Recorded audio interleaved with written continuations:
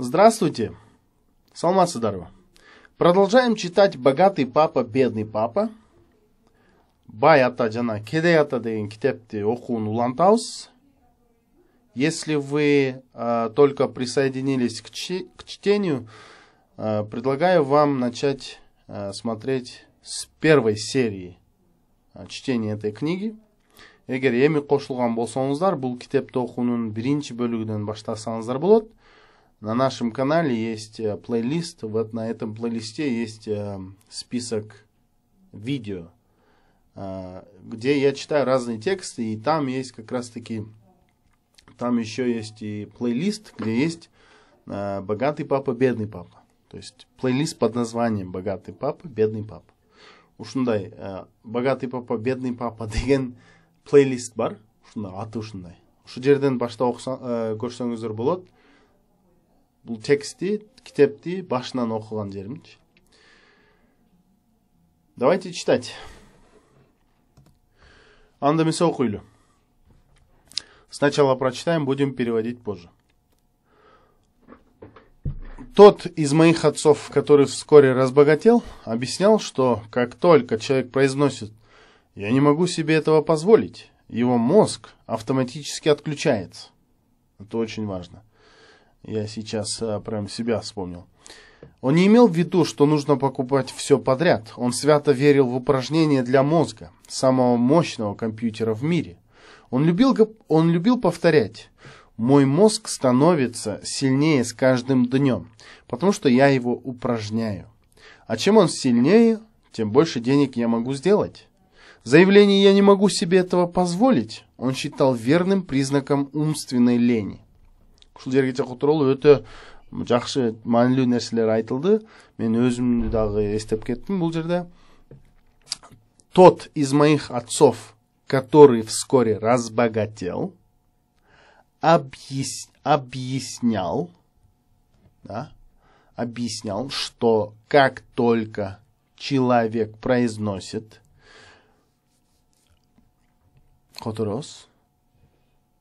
жакын арада бай болуп кеткен, ошол маалда бат эле бай болуп кеткен, разбогател. Эмне болуп кеткен? Бай болуп кеткен. Вскоре бат эле бай болуп кеткен. Ким ошондой болгон деген ойду берет мына который. Кыргыз тилине которгондо ушул которыйдан баштап которобуз да. Бай болуп кеткен аталардын бирөөсү. Бул жерде бири деген жери жок, бирок тот деген ошонусу. Тот из моих отцов, менин аталарымдын ошонусу, который вскоре разбогател, бай болуп кеткен аталарынын ошонусу, да? Ошонусу. Объяснял, түшүндүрчү. Адам айтар замат, как только деген ошол замат, человек, адам, произносит, оозунан чыгарат, айтат. Эмне деп айтат? Я не могу деп окуйбуз. Не могу девес, я не могу себе этого позволить. Я не могу себе этого позволить.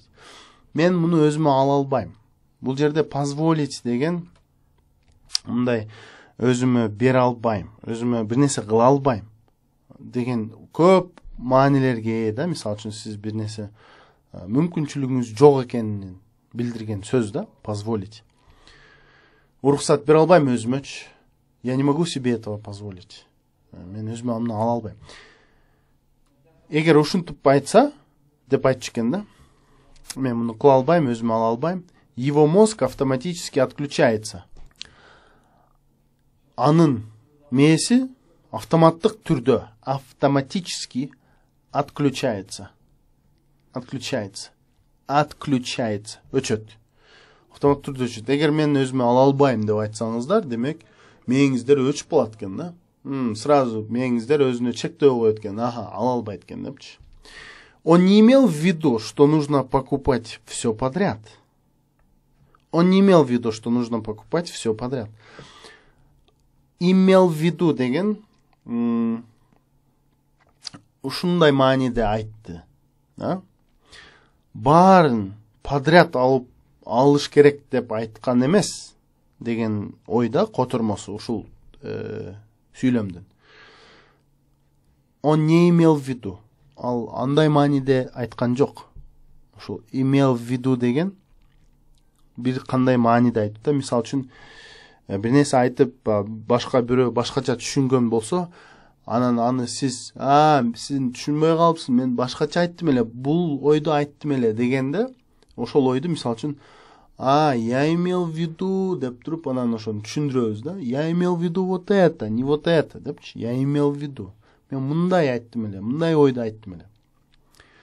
Нужно, керек покупать, сатып алуу, все подряд. Все подряд деген, мындай подряд деген карабай, мындай көзгө көрүнгөн баарын ирети менен эле тарс-тарста сатып алып кетөбү. Подряд. Бирок сатып алуу гана этиши менен колдонбойт. Өзүнчө сөз дагы бар жок. Я здоровался со всеми подряд, мисал үчүн. Сүйлөм. Мен баары менен карабай эле, эч нерсеге карабай эле баары менен учурашып аттым. Подряд деген ошол ойду берет. Он свято, свято. Мына болот, но я болуу эле калат, себеби бул басым яга түшүп атат. Он свято верил в упражнение. Мына бирге кошуп окуйбуз да. В упражнение дебейсиз. В упражнение для мозга. Самого деп жазылып турат, бирок самого деп окуйбуз.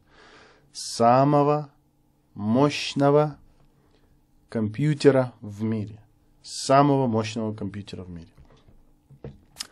Ал свято деген бул чын жүрөктөн аябай берилип дегенди билдирет экен. Он свято верил. Мисалы үчүн кээ бир сөздөрдү ар кайсы учурда ар кандай түшүнүк маани берип калышы мүмкүн да. Мына учурда ушул свято деген аябай бир нерсеге берилип, он свято верил. Ал аябай ишенчкен мээ үчүн көнүгүүлөргө. Менин көнүгүүлөрүнө, мээ үчүн. Самого мощного компьютера в мире. Дүйнөдөгү эң мощный деген, күчтүү деген. Эң күчтүү компьютерлерге. Мынтип которобуз да, самого мощного компьютера в мире. Эң күчтүү дүйнөдөгү эң күчтүү компьютер болгон мээге, мээ үчүн, дүйнөдөгү эң күчтүү компьютер болгон мээ үчүн ал ушул көнүгүүлөргө ишенчкен. Демек, мээни жакшы тренировка кылдырса, машыктырса, ал мээ сизге жакшы иштеп берет экен да. Он любил повторять. Он любил повторять. Мына байкадыңыздарбы, мына сөздүн ичинде дагы, могул жерде дагы көрдүңүздөр, автоматически менен повторять. Мына в звонки болуп атат, т глухой болуп атат. Тнын звонки кайсы эле? Д, туурабы? Внын глухой кайсы эле? Ф. Ошондо мына в звонки т глухой, ушул жерде в глухой болуп калат. Паф деп окуйбуз да, ф деп окуйбуз. Повторять. Повторять деп яга түшүп атат. Ошондуктан могул калган оолор дагы а болуп калат. Ал кайталаганды жакшы көрчү. Повторять деген кайталоо. Бир нерсени кайталоо. Ал кайталаган жакшы көрчү. Эмнени? Мой мозг становится сильнее с каждым днем. С каждым днем. Потому что деп окуйбуз, я его упражняю. Менин мээм күндөн күнгө күчтүү болот. Күчтүү болуп баратат. Мой мозг, менин мээм становится болуп баратат. Эмне болуп атат? Күчтүү болуп баратат. Сильнее, күчтүүрөөк. Күчтүү деген сильный, а сильнее бул даража күчтүүрөөк. С каждым днем. Күндөн күнгө. Потому что я его упражняю. Себеби мен аны машыктырып атам. Упражняю. Иштетип атам, машыктырып атам. А чем он сильнее, тем больше денег я могу сделать. А чем он сильнее, тем больше денег я могу сделать. Бул жерде ушундай оборот бар. Чем бир нерсе, тем бир нерсе. Мисалы үчүн, канчалык бир бир нерсе болсо, ошончолук бир нерсе болот деген оборот да. Ошондо, а чем он сильнее, канчалык ал күчтүү болсо, тем больше денег я могу сделать. Ошончолук көп акча мен жасай алам. Могу, алам, сделать, жасоо. Заявление «я не могу себе этого позволить» он считал верным признаком умственной лени. Заявление, заявление.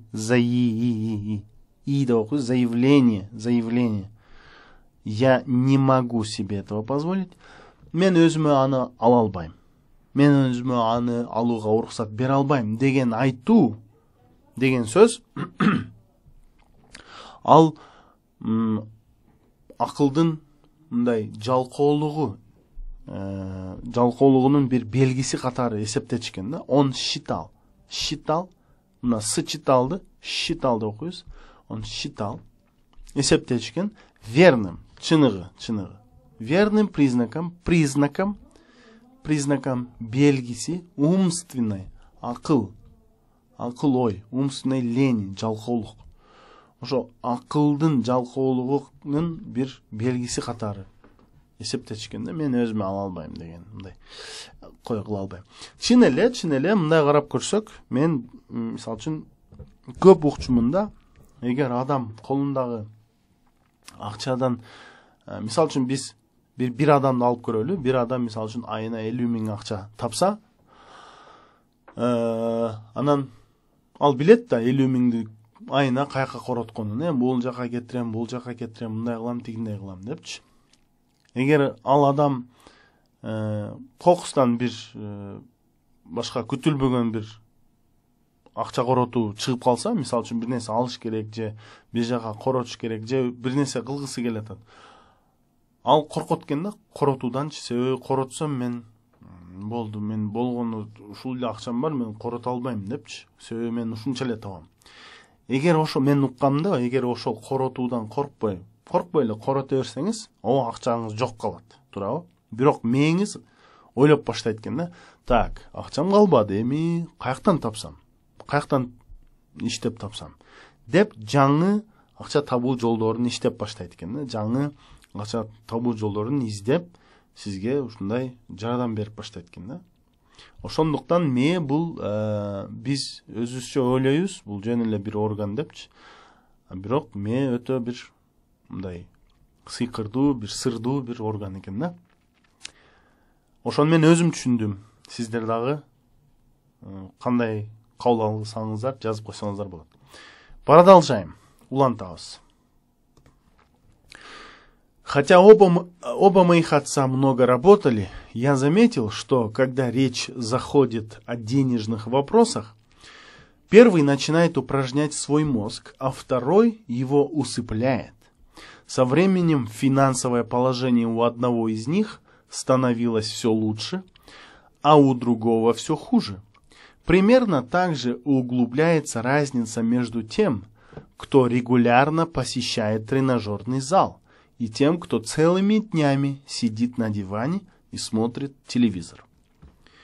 Правильно подобранные физические упражнения помогают человеку стать здоровее, а умственные – богаче. Мои отцы исповедовали совершенно разные взгляды. Один считал, что богатые должны платить больше налогов, чтобы заботиться о тех, кому повезло меньше. Второй говорил, налоги – это наказание для тех, кто работает, и награда для тех, кто ничего не производит. Хотя оба моих отца много работали, я заметил, что когда речь заходит о денежных вопросах, первый начинает упражнять свой мозг, а второй его усыпляет. Бул жерде хотя деген сөз бизге мындай бир контрастты берет да. Мындай болсо деле деген ойду берет. Хотя оба моих отца работали, менин атамдын экөө тең иштесе деле, хотя оба экөө тең менин атса аталарымдын много работали, көп иштесе, иштеген иштеген болсо деле, көп иштеген болсо деле, я заметил, и мен байкадым, что когда речь заходит о денежных вопросах, сөз акча маселесине келгенде, ушинтип которобуз, бирок когда эмне болгондо келгенде, речь сөз заходит, кирет о денежных жөнүндө, акча жөнүндө суроолорго, демек акча жөнүндө сөзгө, маселеге келгенде, первый начинает, биринчиси упражнять свой мозг. Биринчиси өзүнүн мээсин машыктырып баштайт. Начинает упражнять свой мозг. А второй его усыпляет. А экинчиси аны уктатат. Усыпляет, уктатат. Со временем финансовое положение у одного из них становилось все лучше. Со временем. Уақыт өткөн сайын деп которобуз ушуну. Со временем. Финансовая. Финан деп ага чутат. Ошондуктан булардагы а болуп калат. Олор. Финансовое положение. Финансылык абалы бирөөсүндө у одного из них. Кимде? У деген кимде дегенди билдирет. У одного из них. Алардын бирөөсүндө жакшылап, бара-бара жакшылап, барган сайын, все лучше деген барган сайын жакшылап баратыптыр. А у другого все хуже. А кийинкис башкасында все хуже. Жаман болуп. Примерно так же углубляется разница между тем, кто регулярно посещает тренажерный зал, и тем, кто целыми днями сидит на диване и смотрит телевизор. Примерно болжол менен также ушунтип эле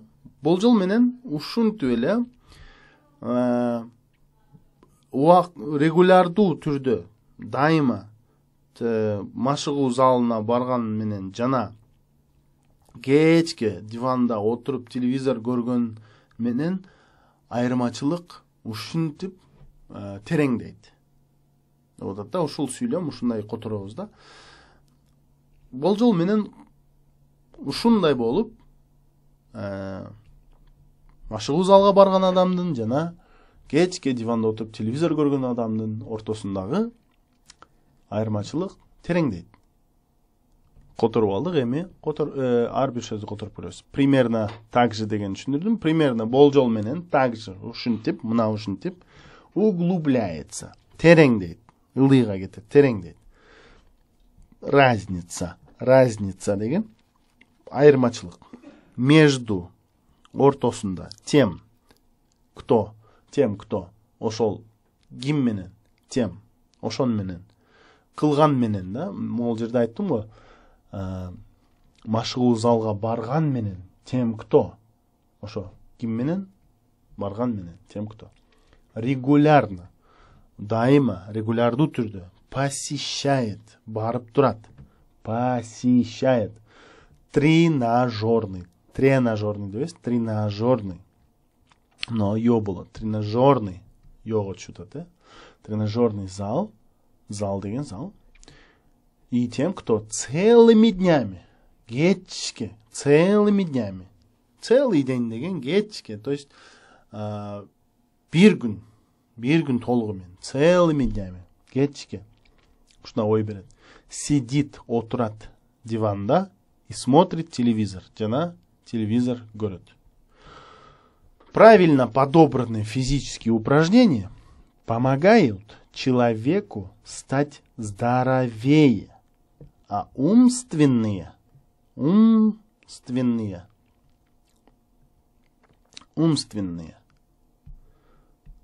богаче.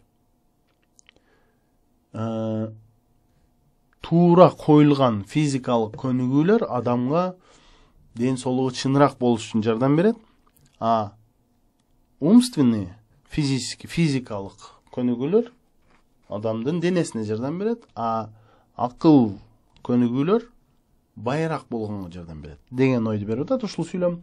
Эми которобуз правильно подобранные физические упражнения.